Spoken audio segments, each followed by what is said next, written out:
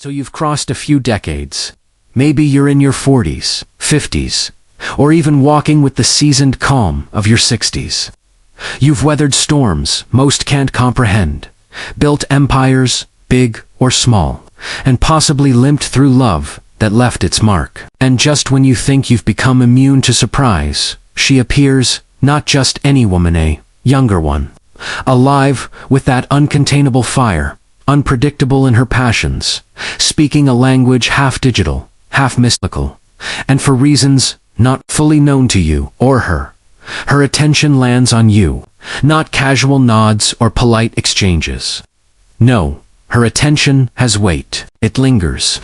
And suddenly, a part of you begins to reawakens, forgotten vein of vitality. You thought life had already mined dry. It's thrilling, invigorating. But here's the trap. This is the very place where many men, full of life, lived, and lessons learned, unconsciously crumble. Not from weakness, but from forgetfulness. They forget they are already whole. They forget that the creases on their face are not flaws, but hieroglyphs of experience. And in the glow of her youthful chaos, they start to bend, shrink, shift, trying to dance in her tempo rather than stand rooted in their rhythm. And that's when the illusion breaks. She no longer sees a man. She sees a man trying to impress, trying to adjust, trying to win. And what once felt magnetic becomes dissonant. The allure evaporates, not because of age, but because of disalignment. This isn't a sermon of Shamit's, a mirror of awareness. This is a reckoning of how to keep your quiet power intact when faced with temptation disguised as admiration. These aren't tricks or gimmicks. These are frameworks forged in fire. So if you're ready to stop being pulled into her gravity and start walking with your own, stay with me, because this isn't just about dating. This is about reclaiming your masculine architecture. A man's worst mistake, trying to echo her world. He sees her streaming, her days in snapshots and stories, quoting trends that evaporate within a scroll, and he begins to contort, changes the way he dresses, the way he speaks, starts pretending he understands her digital dialect just to feel included. But here's the paradox: she didn't notice you because you mirrored her. She noticed you because you didn't, because you were still composed, anchored in something she couldn't decode. You were different, and difference is addictive. The second you begin translating yourself into her frequency, she stops feeling you as a man. You become another performer, another echo. An attraction dies not from age, but from mimicry. Let's flip this. Imagine she raves about a viral influencer you've never heard of. Do you fake a nod? Pretend you follow? No.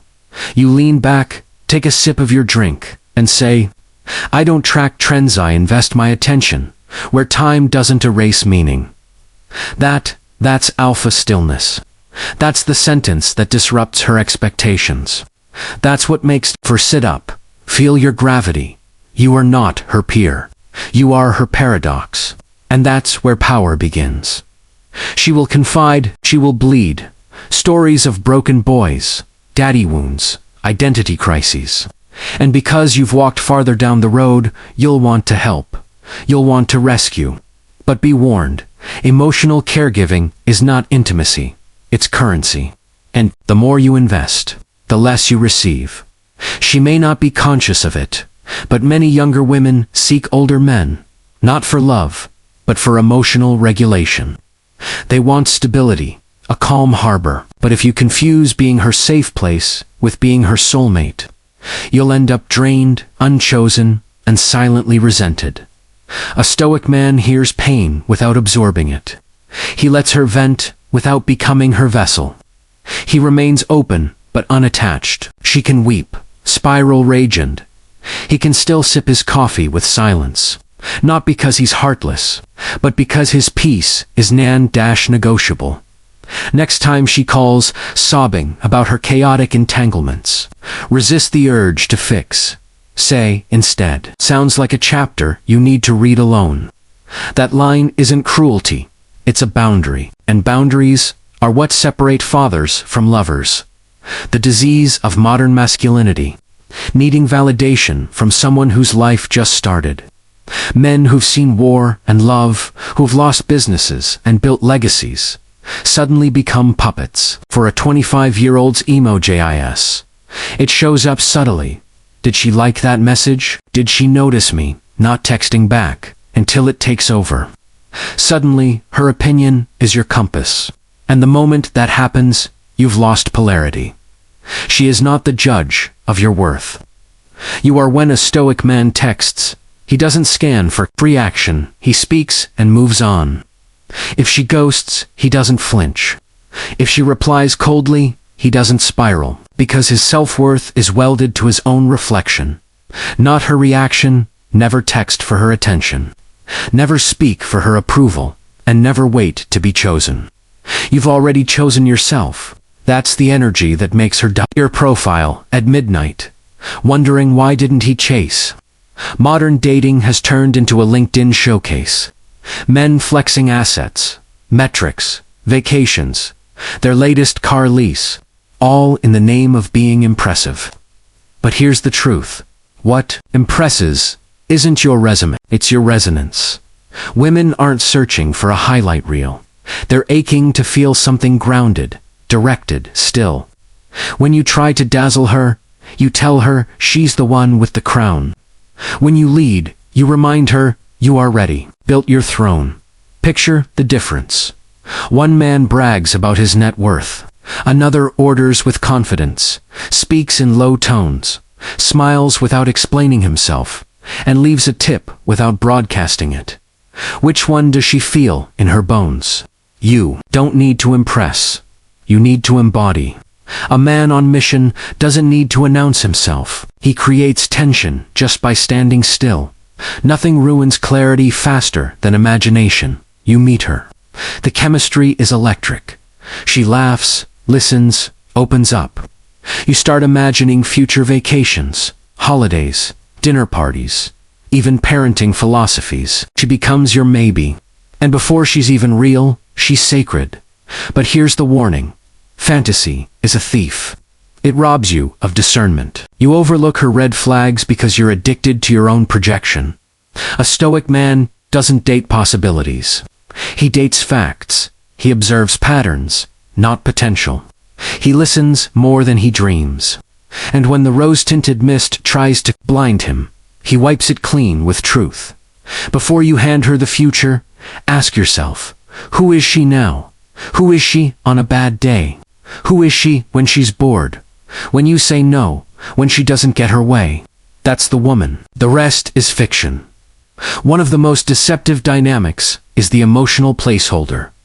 You become the one she calls when the boy fails her. The one she texts after her party ends. The one she shares her heartbreaks with and then disappears from. Once her real desire returns, and you stay hoping, waiting, believing you're next. But the truth is painful. You're not her future. You're her cushion. A Stoic man refuses to be orbiting dust. He doesn't play therapist in hopes of being kissed later. He walks when the energy feels one-sided. Not out of anger, but out of principle. If she only comes close when others leave, that's not intimacy. That's usage. And your life is not a shelter for her emotional leftovers. The deadliest trade a man makes is swapping his mission for affection. She wants to spend the morning in bed. You cancel the gym. She needs a day with you. You skip the meeting. She's feeling low. You postpone your writing, and slowly, without sirens or warnings, your path becomes hers. Your time, your focus, your structure all melt to fit her moods. But women don't love men who follow. They love men who walk, especially when that walk is sacred. A woman doesn't need your constant availability. She needs to feel your direction, your discipline, your grind. That's what makes her respect you. That's what makes her feel safe. You don't stop building for love. You build because that's who you are. And if she fits, she fits. If she doesn't, you build anyway. The only woman worth your time is the one who wants to see. You sharpen your edge, not soften it. final words. Become the stillness, not the storm. You are not in competition with younger men. You are not in a race for her attention. You are the mountain, and she is the wind. Let her swirl, dance, storm around you. Let her youth explode like fireworks. You do not move, you do not shrink, you do not beg. You observe, you lead, you decide. Because being an older man isn't about proving relevance, it's about becoming unshakable. Your value isn't in how many texts you send, or how much time you give. It's in your boundaries, your depth, your focus.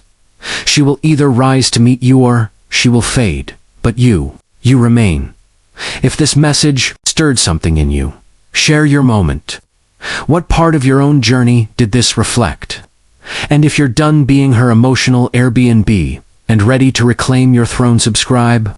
The kingdom awaits. We're just getting started.